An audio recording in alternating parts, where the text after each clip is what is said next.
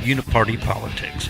Americans are not seeing that fascism is not bearing to the left or the right, but a corporate endeavor to control policy for self-enrichment and aggrandizement to non-existent issues to socially condition the masses for global influence and control.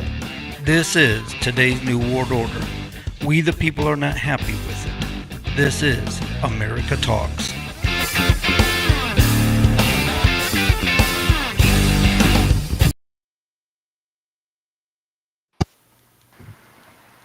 Good evening, everyone, and welcome to another week of America Talks.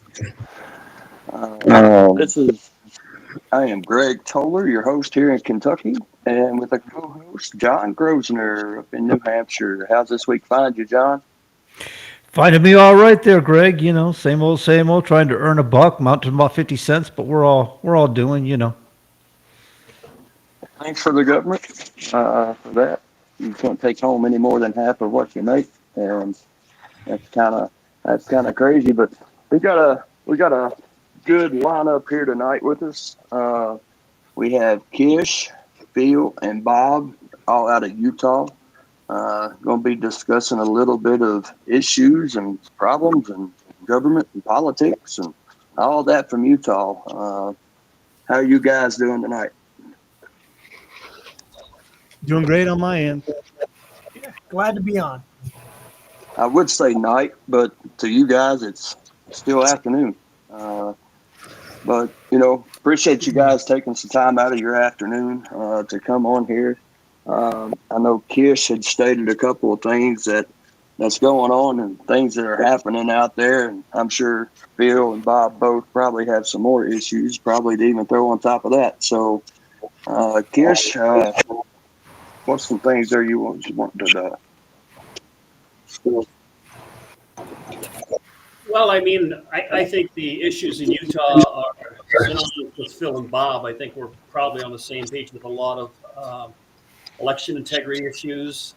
We've got an issue with our mock governor, let's just call him that, who's in power right now. We probably have some issues with the caucus and how it was run and how it's run continually. We've probably got some issues with immigration, illegal immigration, and flooding in from our border from Colorado to here. It's quite a litany. It's a little bit of a list. So we can start anywhere. Well, let's see. We got Greg back. I don't know. You're okay. So for those that don't know, Greg is in the. Last I checked, are you in the state house or in your motel room, Billy? But you're in the state capital anyway of Kentucky. So I'm going to assume some kind of government internet things here is interfering. Yeah, probably. So blame it on the government. Yeah, absolutely, and it's always the government's fault. They probably oh no, they're talking about state issues. We better get him off of there. Yeah. But anyway, Kish, I'm sorry, but I don't know where you went to after that. So let's just start, I guess, if Phil and Bob don't mind, let's start with our elections. So let's start with some issues in Utah with election integrity. Have probably been going on for decades. For people like Phil Lyman that ran for governor, held office, it's fresh for him. And the wounds are probably deep with what happened. But Phil is a fighter. So I'll just kind of put a layman's explanation on what happened, and Phil and Bob can jump in, I'm sure. But we have a special way we vote here in the state of Utah. We have a caucus, right? And what happens is the state delegates go in there and we vote. So bottom line, there was, 5 or 6 people that ran for governor. And in the end, it was Phil and Governor Cox, and Phil won by 67.5% of the votes. So at the same time, prior to that, Governor Cox went out there and hired a company to get signatures for him at $20 to $25 a signature. But also parallel whether he won or lost, and catapult him into the final election whether he won or lost at the caucus, right? I mean, that's just what he did, right? There's some rules through the lawsuits that have come up recently that shows that the winner of the GOP convention automatically goes through, regardless of the numbers that happen. So, and I don't know all the legalities of it. Phil's pretty good at it, but I've been to all the Phil's events and speaking. So really, this is what's happened. There's been some lawsuits that have come up. There's been some Phil's fought really hard, won by popular vote by the delegates, right? The delegates who speak for the people in their community said, we want Phil Lyman. And Governor Cox and Lieutenant Henderson shook their head and said, nah, sorry, we're not going to listen to people. We're going to run our own election.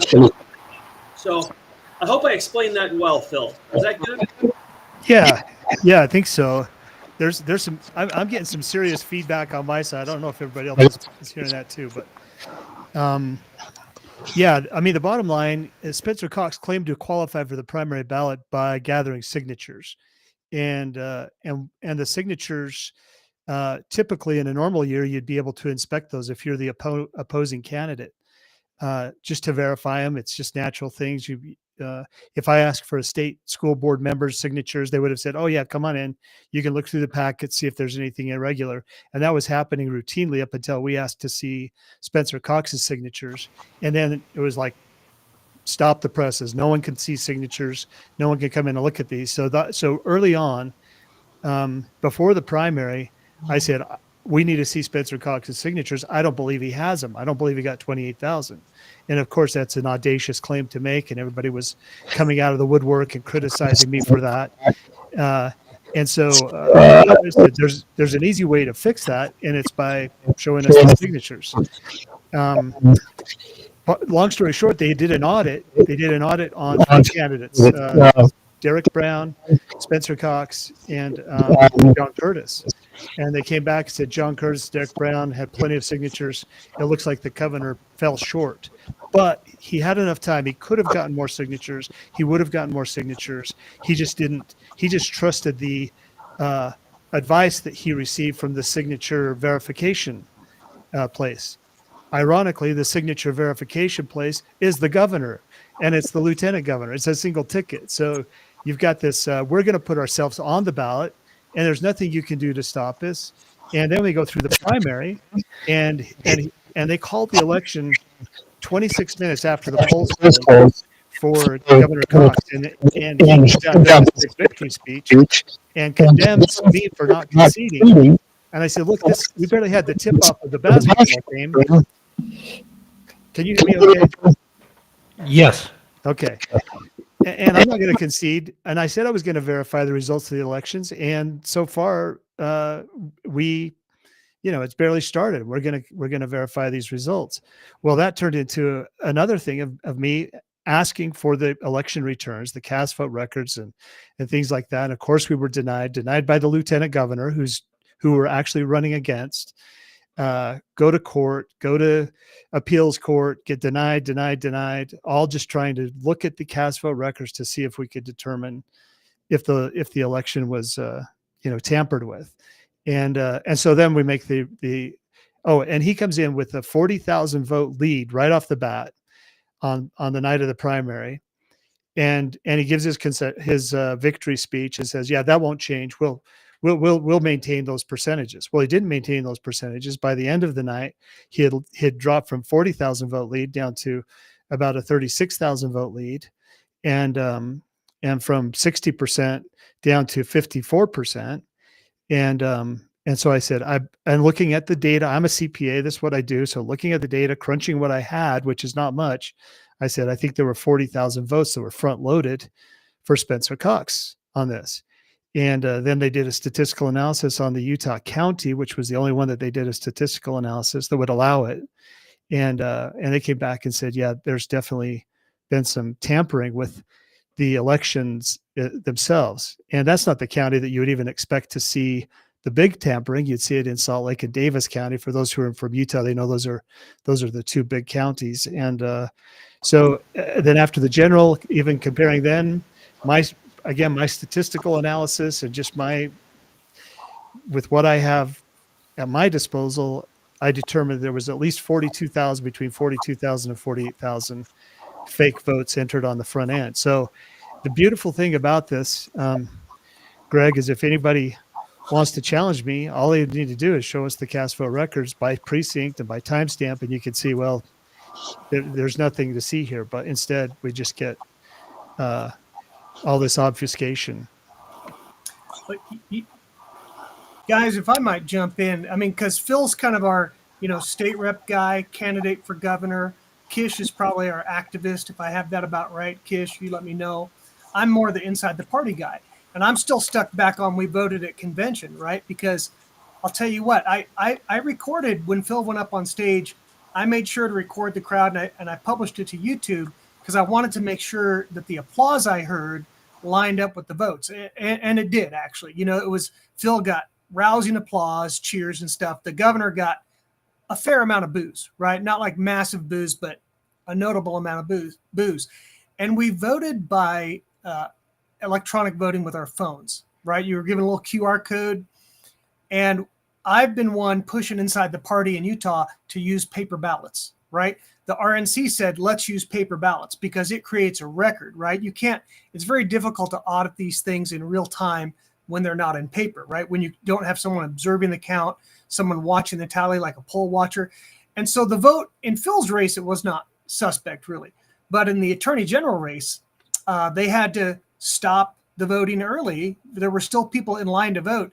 And the guy that almost won the nomination, he was just under 60%. He was 8 votes shy of 60%. And I knew 2 people from my county that they were in line to vote. They hadn't been able to vote yet. And there was other people in line too. So my question is, if we use paper ballots, there's usually not a technical difficulty, right? I mean, worst case, you drop your pen, right? And maybe you borrow one. But I'll tell you what, it's suspicious to me, just like Phil has suspicions about how are the votes being handled? How are those signatures that qualify someone for the ballot, regardless of what the party thinks? How are those being handled? But I've still got my laser beam on. Why aren't we using paper ballots like the RNC says we should? Like the Utah State Central Committee, I think the majority wants to, but the chair appointed someone to be over the convention, and he didn't want paper ballots. I don't know why. So we're trying to make a push for let's use it. I have my suspicions because there's, I think, people that want to use the party as a testing ground for their electronic voting and then turn around and sell it to the state. Just my unfounded suspicion, we'll call it, right? But that's I keep seeing the leadership. They always want to use electronic voting. One time when the party was broke, we said, well, we're going to have to use paper ballots because we can't afford the little clicker things to vote with. The governor was at that meeting. He said, hey, you know what? I'll pay for that, right? So it's interesting how that's something, to them it's a must-have. Now, maybe they just think for timing, but the fact is that convention where Phil got to be our nominee for governor, it was a 17-hour convention. That's very long. It was all day. We went all the way to midnight, and we didn't get any other party business done except voting on the elections. Now, when we've used paper or other means in the past, we had a lot more time. We could spend hours doing other business. So I'm just throwing a little highlighter on the fact that, we want these elections to be right. I think one candidate might have been our nominee, but since we were playing around with electronic voting, we didn't get there. So I'll leave it at that. But I share some of Phil's concerns about we need better regular voting too. In fact, I do know a legislator that she's planning to require that these signatures, which like Phil said, they're getting paid big money for, that they go public. Because right now they're not public. You can't look at them. Oh, they're private. We're so sorry. You can't look, right? But don't worry, there's nothing to see here. But no, you can't look. And what she's wanted to do, and I think it's the right thing, is just like if we sign for an initiative or referendum, those signatures are made public, right? You can go look and see that you signed for it or that you didn't. We want the same thing if they're going to keep using the signature method for these signatures for candidates. They need to be public. Right now, they're not. Yeah, Greg and John, one of their arguments at a meeting that Phil did with the so-called auditor was they were concerned that we were going to go and use the addresses and go door knock the people to make sure they sign this. Like, we're not interested in their street address. We're just interested in the legitimacy of the signature. So that was their argument. One of their arguments. It's just so it's full of bull crap, this whole thing. So that's one of the things we wanted to talk about, and I hope we got it out in Utah. There was a meeting once Phil shared with me. I think it was a couple elections ago with Donald Trump and stuff in Utah. And they stood up and said, when we asked to get audited, we wanted to audit the signatures. They said, we're beyond reproach.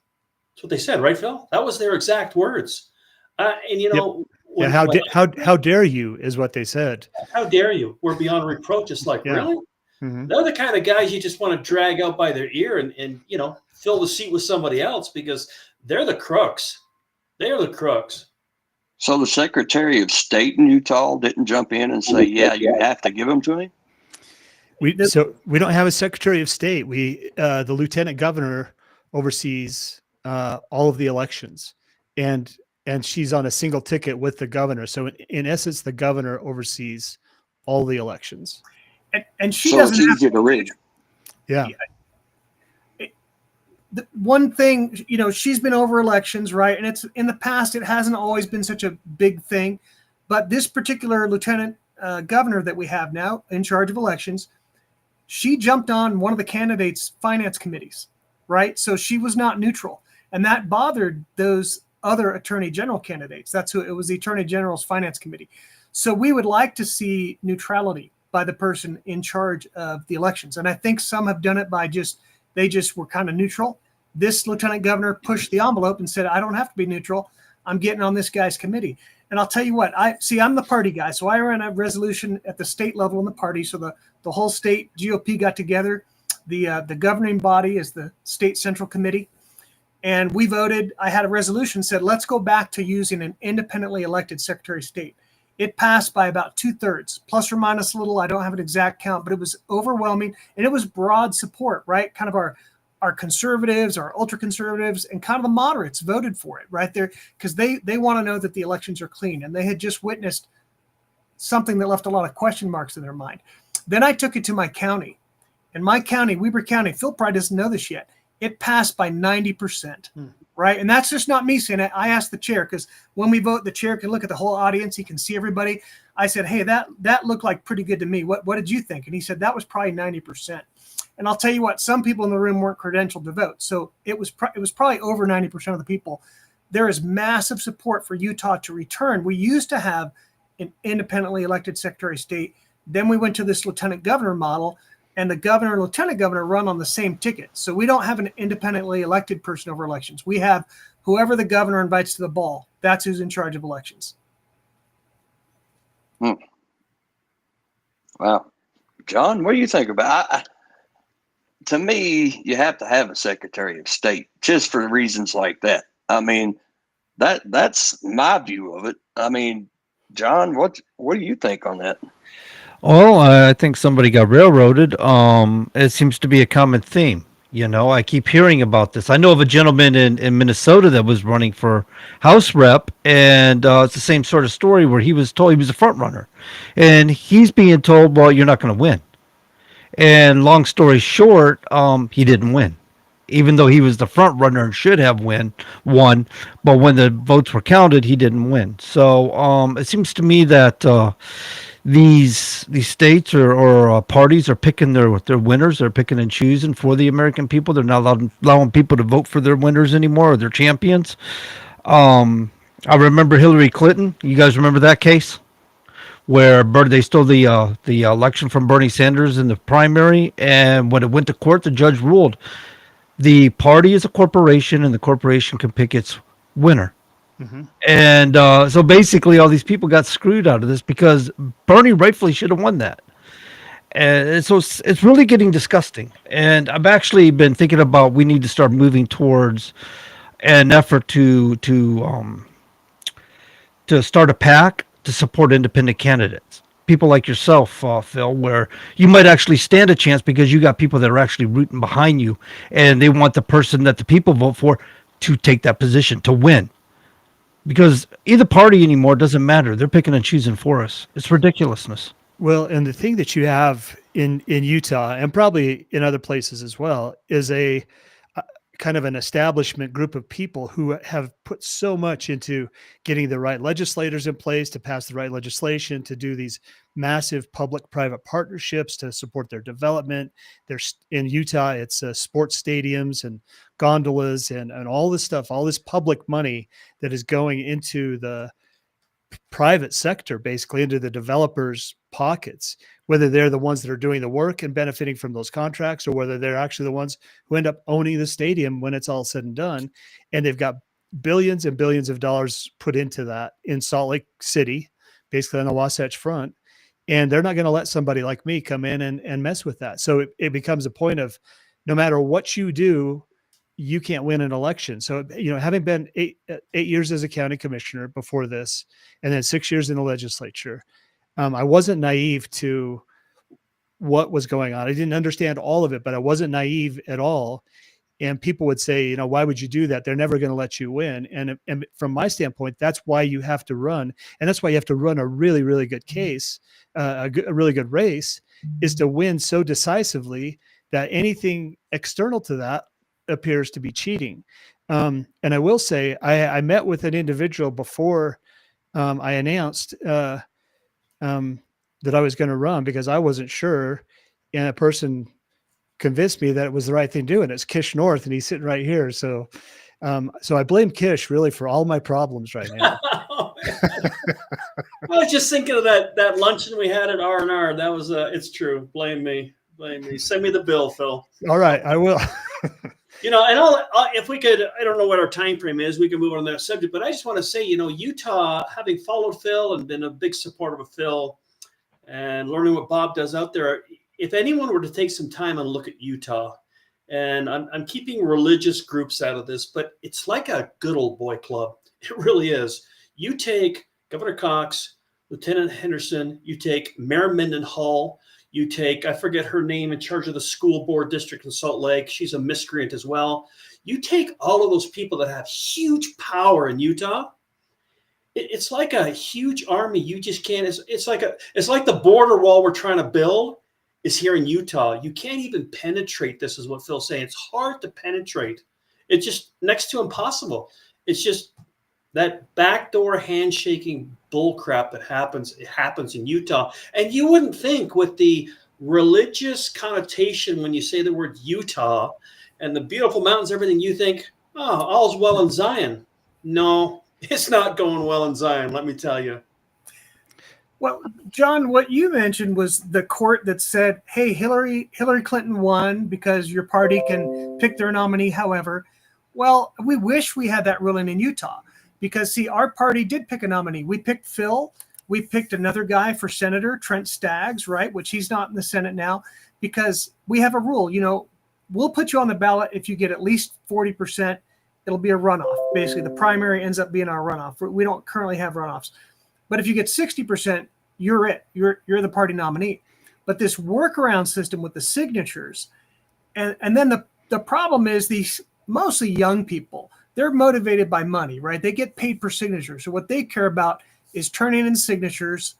And, I didn't realize it was $25. That's pretty good. But I heard the anecdotal stuff, right? This one couple was, hey, you know what? Our names got turned in that we signed for Governor Cox, but they were out of the state on the date that it said they signed for him. So they're like, they absolutely did not sign for him. But somebody put it down. And since these names aren't public, they can't go, hey, I didn't sign, take my name off. They don't even know till after the fact. And in fact, there was an investigation. This is how people found out that they allegedly signed for Governor Cox. And then we have this whole thing where these certain signatures are kept private, so allegedly nobody can know about it. In fact, there was a case before Phil's. It was a race in southern Utah. I think it was House District 70 something, 71, 74. It was Willie Billings versus now State Rep Steve Ellison. And what happened there was Mr. Billings won at convention. Again, a big win at convention. He would have been the only nominee, but the other gentleman was on via signatures. Okay, that's the deal we have now. So, okay, fine. But then it seemed like when they did the vote, they thought that Willie won the vote. They thought he won by a similar percentage, but the county clerk would not authorize a full hand recount.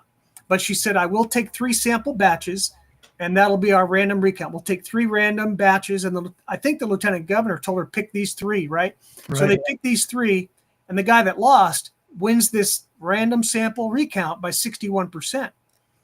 Then he's like, well, come on, let's do the full hand recount. And they would not do it, because the county clerks, even if they're independently elected, they kind of listen to the lieutenant governor. In my opinion, just my unfounded opinion again, it's because they can get like audited out of their job if they don't do it, whoever the lieutenant governor is. They'll just come audit you till they find something they don't like and you're out, right? That's my impression. But they wouldn't do it. So this Willie Billings, he appealed to the county commissioners because they had authority to order a full hand recount, which you would think if the guy that lost is actually winning by 61%, they might do, but they said no. And it just left a bad taste in people's mouths, right? Because in fact, it's almost like they want to make a conspiracy, because if you don't want the conspiracy, you just say, well, okay, go ahead. You've got justification, do the full hand recount. But they wouldn't do it. And then our party just will not use paper ballots at convention, which I hope they will the next time, because we have conventions every year. But it just leaves this lingering suspicion. Why won't you allow paper ballots? Why won't you do full hand recounts? And in both my Secretary of State resolutions that passed overwhelmingly, they both have a provision that the candidate needs to be able to call for a full hand recount, and they need to pay whatever the legislature says they need to pay. If they say you need to pay 10 cents a ballot or you need to pay the full cost, okay, whatever, fine. I think a lot of these guys would pay, because and I think they should allow it, because then it would put to bed this whole thing of, well, is this guy really the state rep or not? Who really won that election? Our recount margin is only 0.25, right? So on a state rep election like that, where it's maybe 8,000 voters, you're talking 20 people. It's tight, very tight margins. So I also said, how about a 5%? Because everyone knows, hey, if someone's going to cheat, they know, okay, we got to cheat by at least 0.25%, which is not that much. So I wanted to widen that aperture. So I'm hoping this gets into state legislators, because if they want to look like they have clean hands, we need some reform. Hey, someone mentioned early parties. I'll end with this. Do you guys heard of the Utah Bull Moose Party? I've heard of it. I've heard of it. It's small, but I've heard of it. I met the owner. He's up there in Eden. He has a restaurant, and he actually started this Bull Moose Party. It's a very red party some years back. And guess who shot him down and shot the whole party down? Lieutenant Governor Henderson. She wouldn't allow him on the ballot. She audited, scrutinized that to death. But I think he's a 40-year veteran, really nice guy. And there's that party box sitting there that could rise up as well. So great conversation. Lots going on in Utah politically, as Greg and John have heard. It's just crazy here. It really is. And the fight, the nice thing is, Phil's not giving up. Not giving up in the fight. A lot of people that lose an election cycle go back and, Phil can retire or go back to his accounting business. But he's like, no, I'm going to continue to fight and uncover the stones and who's hiding what. And I applaud Phil for that, and the people that work with Phil. Thank you. I mean, I'm in Kentucky. I'm not in Utah, but it sounds like Phil was kind of robbed of that, and I kind of hope Phil goes back to the next election and runs again and get in there. At that point, he can expose it all, and fix the problems. I don't know what it takes. I don't know if it takes a constitutional amendment out there to go to a Secretary of State system or what it does, but maybe it could happen. It would take, and Phil, I want to get your read on this, but right now, so I've run these resolutions for Secretary of State to give our Republicans some back and to go, hey, you got the wind at your back. The party wants this. In fact, I think it's bipartisan. I think a lot of people would like to go back to an independently elected Secretary of State like we had. But what they actually have pending in the legislature right now is House Bill 369. And because there's so much distrust of the lieutenant governor's office, at least in some circles, they want to take the election authority away from her. But instead of running a Secretary of State amendment, like you just said, what they want to do is have the top 5 people appoint someone to act as Secretary of State. So 94% of states in the United States have a Secretary of State, right? 3 have something else. Utah is one of them, Alaska, Hawaii, right? So kind of the newer states. but they want this appointed Secretary of State, which is, I don't know, maybe like a 10% improvement. You have to focus on elections, right? And hopefully if they write it right, they'd be neutral. So they wouldn't be joining some candidate's finance committee. Okay, so that's good. But you don't have the direct accountability. We don't have it now. And if they go to this appointed person, which I would nickname the fall guy, right? Because if they screw up the election, oh, well, you're out. Let's get a new guy in here. And you know how state government works. They could reward him with some job in the Department of Agriculture or whatever it is. Phil would know better than me. But you know how if you screw it up the right way, you get a state job. You screw it up the wrong way, you're just out. And so I keep encouraging them, just do what the people want. Instead of being legislators, be representatives. The people want a Secretary of State. Do that. Yes, it's a little harder, but do that. So, Phil, what do you think about their appointed Secretary of State idea? Well, it's really telling because that bill was proposed in 2023. Representative Wilcox brought that bill up, and it had broad support in the House. But when he presented it, I think the speaker told him to circle it, and then they came back and they said, we got some feedback from the governor, and he's in favor. He's supportive of that bill, but wants to do it after the election, which tells you. So that's what we did. We tabled it and said, all right, well, the governor doesn't want us. He wants to be able to count the votes for this election coming up. After that, you can do whatever you want.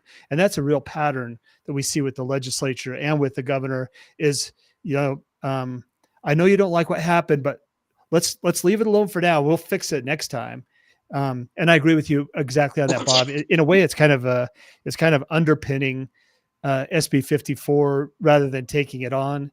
By making it an appointed position, it's a 10% improvement when what we should have is just an elected Secretary of State. And that would be a really easy bill to run. And that's what we should have is an independent elected Secretary of State. Yeah, real quick while we're on the election stuff here. I guess someone here is watching from Utah, wanting to know what you guys think about Senate Bill 27. Says it feels like enlarging the precincts is just a way to overwhelm in-person voting. Yeah, I was at the meeting the other day as a chair. I was at the meeting a couple days ago, and that came up in conversation. And I'm not an expert on this political stuff, but one of the guys in front of me, Casey was his name, and he's running for precinct chair where Chris Knoll's walking out of. And he was shared something with me that he goes, it's interesting how they try to make these new changes based upon potentially just downtown Salt Lake where you have high density areas. But if you roll out to Eagle Mountain out here, you've got huge areas. So it makes no sense to have a change like that because you'll have, the high density isn't the same across the board for the state of Utah. I see Phil nodding. I'm kind of hitting that nail on the head with that. So it got turned down, I think, in the meeting the other day. Well, just so we get it right, I think the people in the chat are talking about, it's actually House Bill 27 by Representative Dunnigan. And what it proposes to do is allow precincts, individual voting precincts to be up to 3,000 people. The current maximum is 1,250.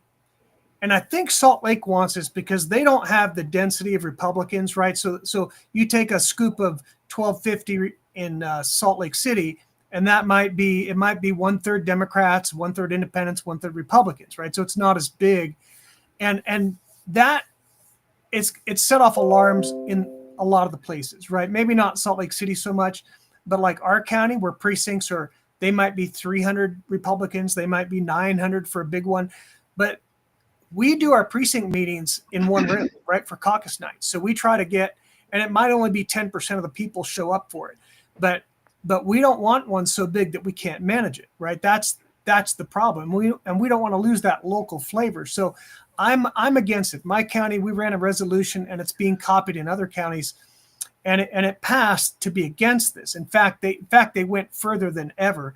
They said, look, if any of our people vote for this, we're not going to fund your campaign, and we will fund somebody else to run against you, right? So it was like that's the most teeth I've seen in a resolution. I would be okay if they quarantine this to just Salt Lake County, which is a class 1 county, meaning over 700,000 people. So maybe if they quarantine it, maybe if it would help Salt Lake, but it could hurt everybody else. I don't know if they would make those big precincts elsewhere, but the grassroots does not like this bill. And maybe Phil or Kish has some feedback, but it needs to have some changes. Yeah, I think, the principle that government closest to the people is more responsive to the people.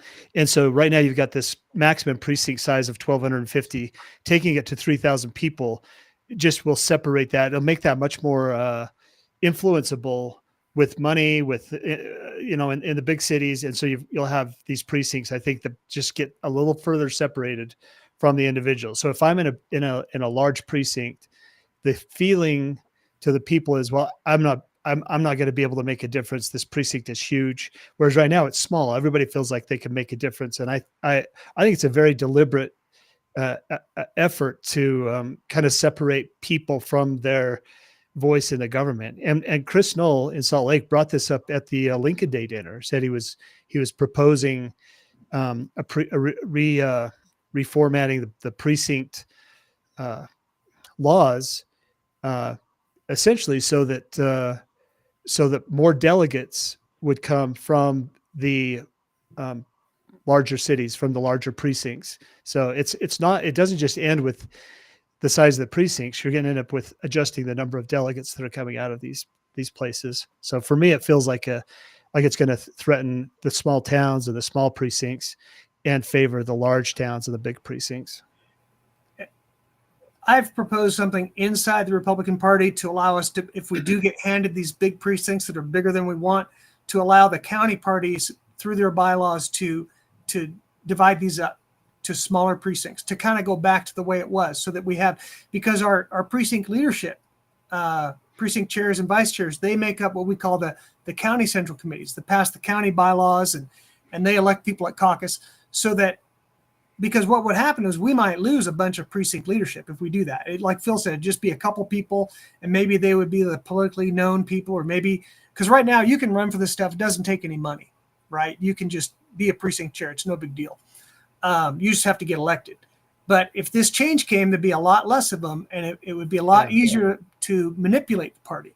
So that's why I've proposed it's this weekend actually. So the 8th, we're going to vote on, are we going to give our county parties some flexibility to right size these precincts, right? So you combine the really tiny ones so they're big enough to have people to run for stuff, and you can divide them within limits so that we can still right size them even if the legislature does pass this law. So I hope we get support at the State Central Committee meeting for that. All righty. That was a good little discussion there. I think every state, though, in this country has a little problem with election integrity. Some worse than others, obviously. It just seems like a growing trend all over the country. But that, I don't even know why he even got a second chance to go out and even get signatures. Really. That's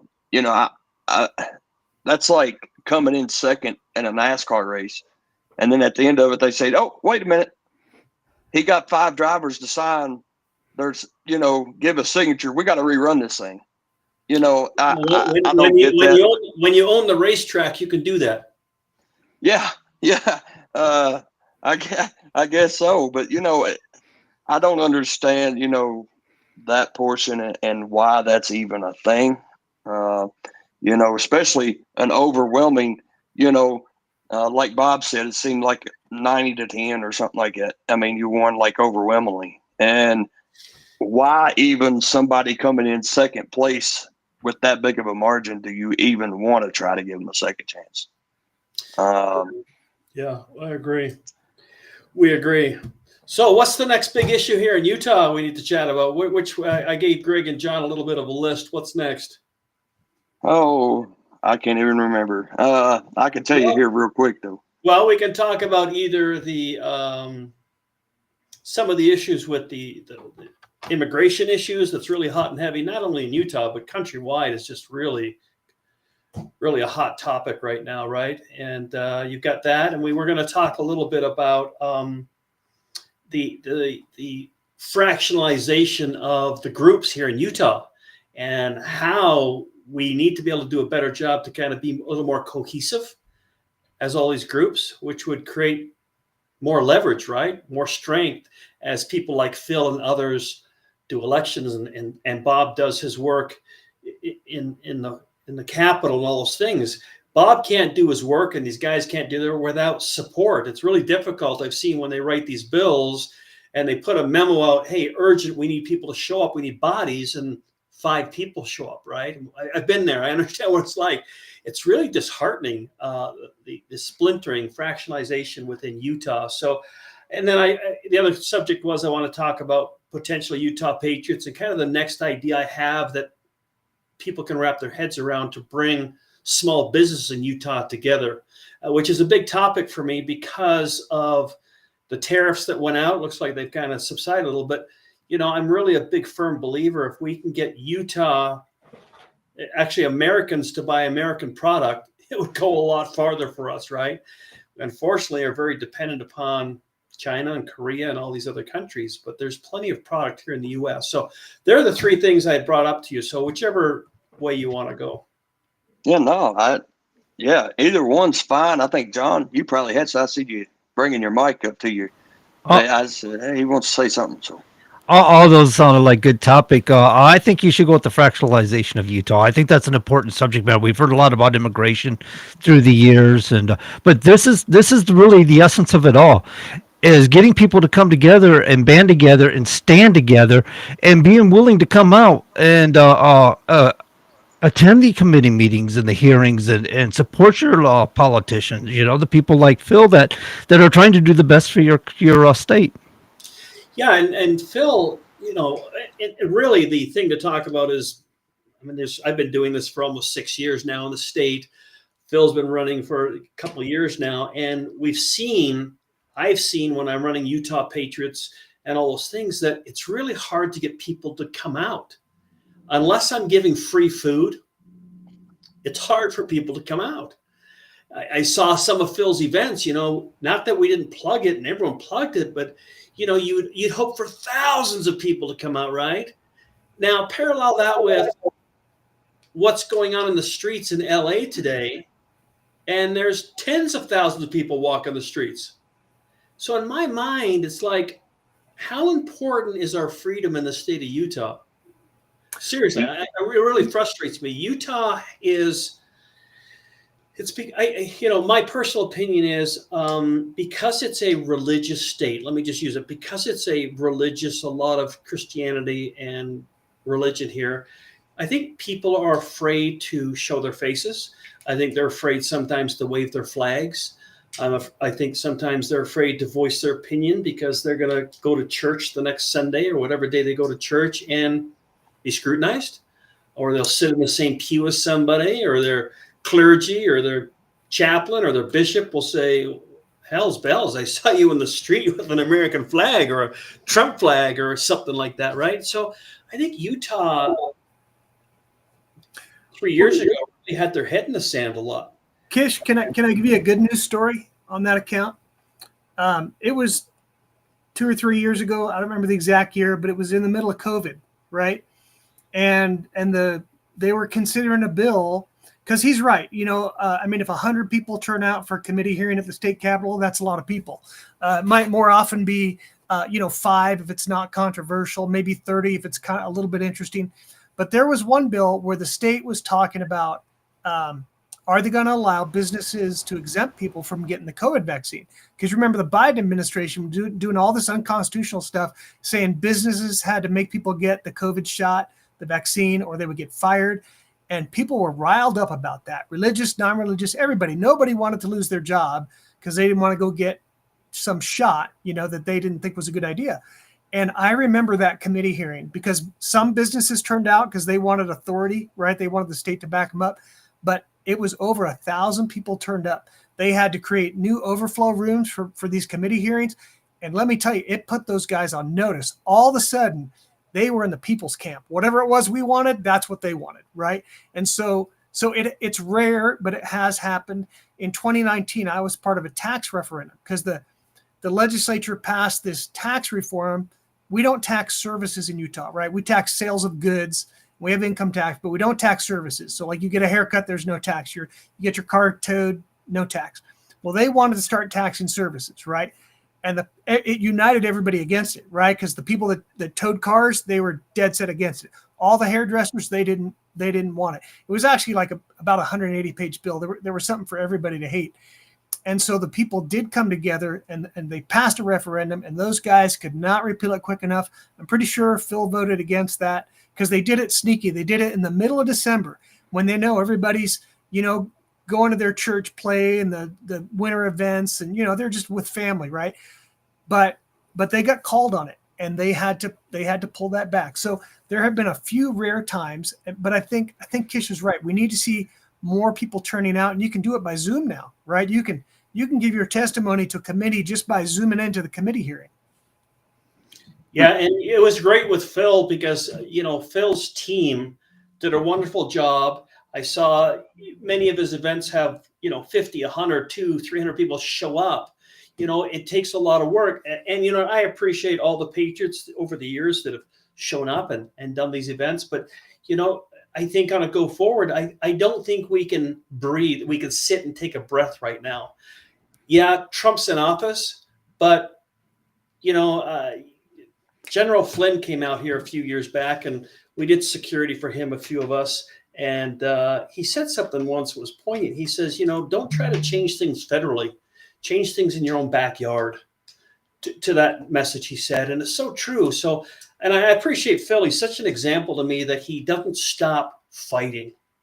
And I just hope more Utahns unite and we continue to fight, because it's not, in Utah, it's not over. We didn't really win anything here in Utah. We still got some stupid fight on our hands with a governor that shouldn't be in there, and a mayor in Salt Lake and all these other things. So I just hope we can collectively come together. Like Bob said, there have been some great moments, but we need it to quadruple. I see Greg disappointed that there's 5 or 10 people showing up at a meeting like this with something. But I've been and talked to Utahns, and I forget the number. Phil and Bob would know, but can't even fathom how many new bills are passed in the legislative on an annual basis. It'd make your head spin, and most Utahns have no idea what they are. Most Utahns don't even follow it. They don't know until it knocks on their door, and they're like, "What's this? Oh yeah, it passed 2 years ago." What? Yep. Well, I will say this. We had such a great showing at the convention, so that's a huge success. That was a major effort. We had a booth that volunteers got behind. It was an amazing booth at convention. We raised a lot of money. We spent a lot of money. We went all out on this thing, and then after the primary, to show that we were not quitting, that we were going to keep fighting this fight, we ran as a write-in. We ran a write-in campaign that got over 200,000 votes. It's the most in U.S. history. No one's ever gotten more write-in votes. So while anytime you do a big event, you would like to see more people show up, but the truth is, people really showed up in Utah. They showed up in major ways, and supported us in really major ways. So I've said, I'll drive across the state to meet with 4 people. To meet with 2 people, if that's all that shows up, because you don't know what will happen. And so often those small groups are where you find the real spark, the real fire that's going to move these things forward. And the idea of running again in a few years, we've established that there is an appetite for this, So I would call it a huge success. And I'm distracted by one of the comments over on the side from this Chad Iverson character, a huge Cox supporter. And, he got on my text string, sent me a text about my Christmas card saying that and I've got 17 grandkids showing up there, women, children. And he says, you got a bunch of effable B's on your Christmas card, calls me the C word. So, I want people to know who Chad Iverson is. He's a family man himself. He's got little kids. Yet he'll get on as a troll and start saying the most vile, disgusting things, as if he's going to win an election by doing that, and by making everybody sick who's watching this online. So just a shout out to who Chad Iverson is, and I hope people will come to know who these vile creatures are that get on. And anyway, I'll get back to the point here, Kish. But we had huge success, and we didn't create a movement. There was a movement ready to go, and I always said we don't need to light a fire. Or we don't need to add fuel to the fire. The fuel is there. Somebody's just waiting for someone to point it out, to strike the match. And it's happening in Utah and across the country with Trump's win. It just changes the whole landscape. This idea of Doge and election integrity. I just hope it rolls across the nation and that we are able to benefit from all of that as well. Yeah. And I hope, and Phil's right. I hope you heard my first comment was the fight needs to continue. It's just like Phil said, the fire's lit. We just need to not be fractionalized. We need to keep coming together and be cohesive with it. And I'll roll into the next thing. So what I thought was, which is important, and I'm not, this isn't for a profit thing. It's for a way my mind's been going is, what can I do next? As you know, what did Bob call me earlier? He called me an activist. As my activist title, I want to bring Utah together. Really, it was Utah in my mind, the small businesses, but I want to figure out how to bring small business together that have American product, and to be able to have the American product in a e-commerce site, on a site where Utahns can buy from small businesses. But then my mind went bigger, and I thought, well, this could be done on a scale in America, right? For patriotic people that want to buy American product, produced product, not an American company that buys Chinese products trying to sell you a hat made in China. I'm talking American made beef, American fed beef, honey, clothing, those kinds of things, and bring everyone together to do that. So I created a couple sites. One is called AmericanProductsFirst.club. So I'm going to start putting this together. I'm really an idea guy, and I need help to put it together. But I'm thinking we start with Utah, get all the Utah-based businesses.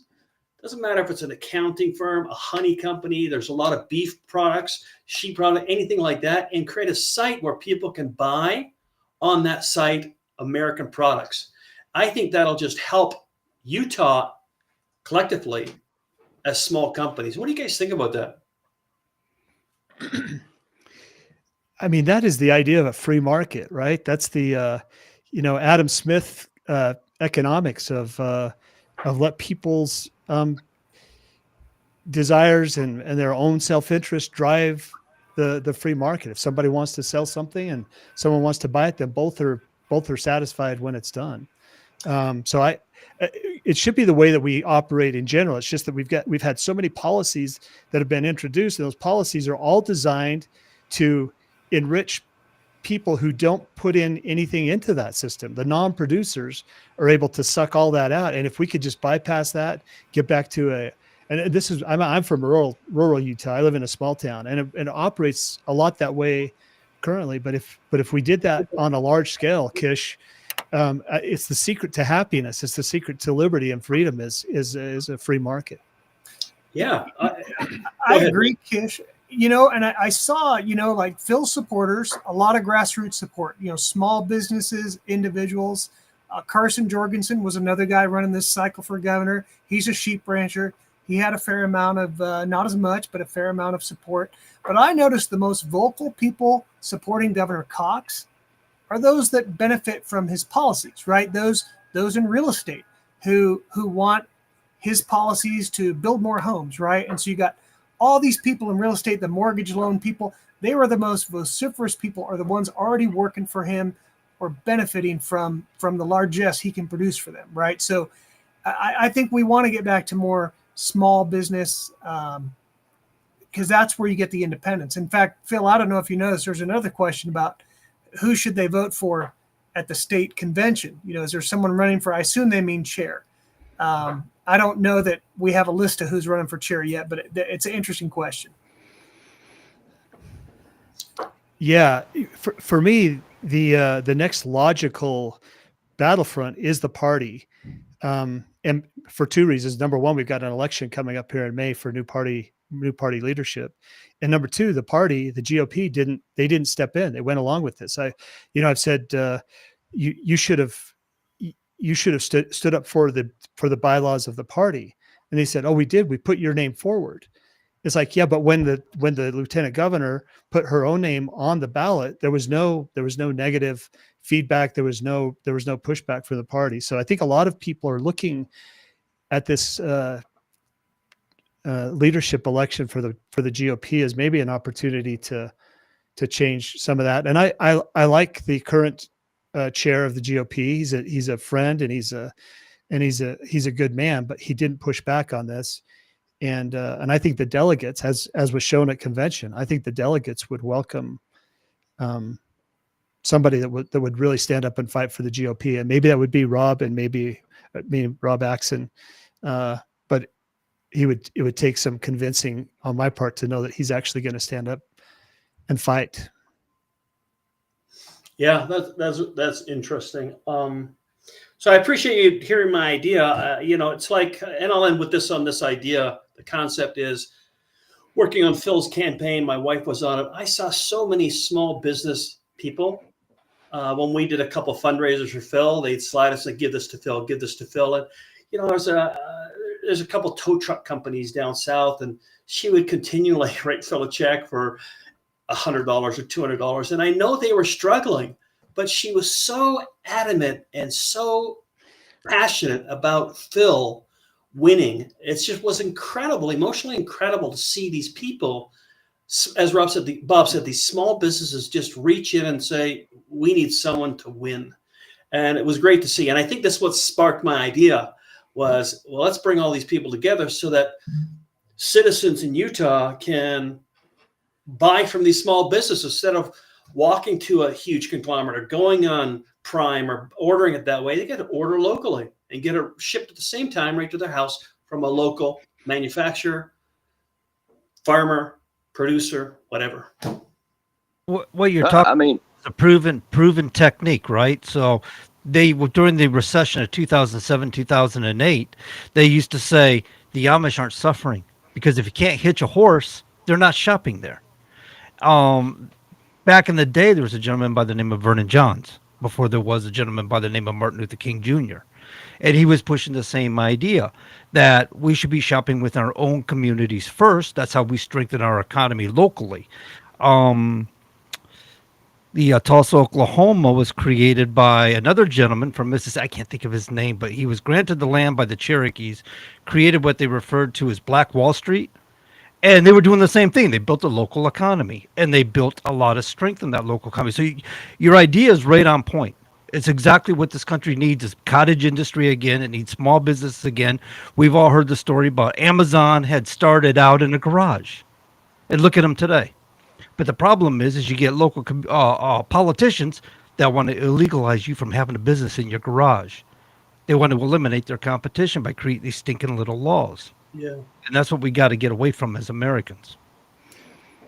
Yep. No, this has been a great conversation. You three great guys.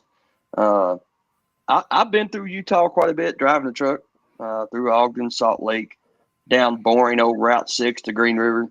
That's the only thing I suggest from not being a resident. Fix Route 6 so it makes it a better road. Yeah, that's for sure. But yeah, no, it great conversation. I think we could probably take this show probably 2 or 3 hours and not have a problem filling it all. But you guys, great. Phil, if you run again, buddy, let me know. I don't care. I'll send you some money. Yeah, I'll say on that, Doug, I'm as humbled by, Kish observed that. I did too. I see people that, people are still making donations to my campaign, even though it's been over for a while. They're looking forward to the next one. And I tell people, I don't have the luxury of just throwing in the towel. When so many people have invested in that message, you feel an obligation to those people to keep moving and to keep fighting. And it's I don't have the luxury of just saying, okay, I'll just step aside and let this corruption take its course. So we'll keep fighting on it. But yeah, thank you. Yeah, not a problem. John, I don't know. I'd say Phil for governor and Bob for Republican Party Utah chair. What do you think? Yeah, that sounds like a winning ticket to me. Does to me. I think that the people of Utah could use folks like themselves. What you got going on there, Kish? What are you looking? Which seat are you looking for? You want to Janitor, maybe. Janitor, the head custodian of the state of Utah. Yes, for Secretary of State. No. There you Clean up this one horse town. Remember that Daffy Duck thing? go. Yeah. I think Utah militia. That's what I think Utah needs. A legitimate, well-founded militia. You don't have such a thing out there? Now, there's a couple militia groups I know. They're very small. But something that's really approved by, like, if Phil had made governor, then Phil would have cleaned up, we talked about that, made a nice militia group, legitimate, clean, that it was available. And, they got to clean up this deal with the police department and the sheriff's department. They need to split that up and get back to normal. That's another thing they need to do. That's another subject that Utah screwed up with. Yep. So, great conversation. Really enjoyed it, guys. We're here at our hour mark. Appreciate you guys taking time out of your Monday afternoon to come on here. I'm here in our state capitol. I'll be at the state capitol this whole week, standing up and fighting for some bills, talking down some bills, things like that. But appreciate what you guys do out there in Utah. That's what's got to be done. And glad to know that Utah's got 3 good guys out there like you guys. And so, everybody watching, if you like the political talks, John has 2 more every week. He has Patriot Confederation on Tuesday nights. Then his only 2-hour show is on Wednesday night. It is Common Sense Conservative. And then he has his trucking show that he does on Thursday nights, the Independent Trucker Show. All right here on the Truckers Independent Broadcasting Network. Next week, we have Texas. Kyle St. Clair ran for U.S. Congress down in Texas. He'll be on here. I think we're going to be discussing the State of the State address from Governor Abbott down there. A few points that they brought out that they wanted to discuss and talk about. So we'll have them next week. So we'll be back next Monday at 7 o'clock. John, you can take it away. Oh, awesome. I get to close her out. So thank you, gentlemen, for coming on tonight. We really appreciate you. It's been a real learning experience listening to you talk, and I hope people out there are listening and catching on to what it is you've taught us tonight. Much going on in Utah, and we're hoping that you guys make some headway out there doing what it is that you're doing. And as we say in trucking, keep the greasy side down, the shiny side up, in between the lines. Safe travels wherever you may be going. And as always, be good. And if you can't be good, well, be good at it, and we're gone.